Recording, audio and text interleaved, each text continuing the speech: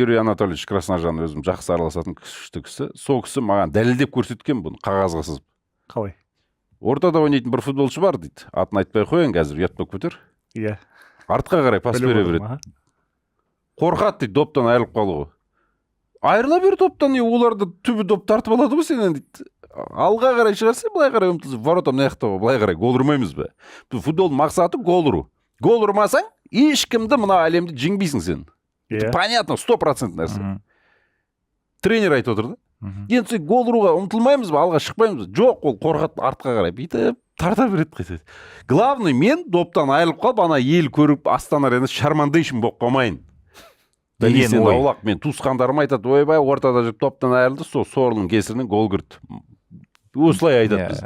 Оның сонда санасында сол не тұр? Сол тұр, иә. Оның туысқандары тұр артында.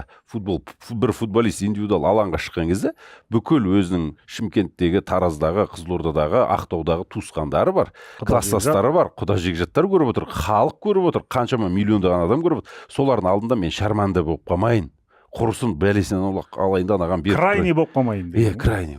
Не енді? Осының салдарынан осы. Дембеле, мысалға, Усман Дембеле бір ойында қаншама ошибка жасайды, білесің бе ол?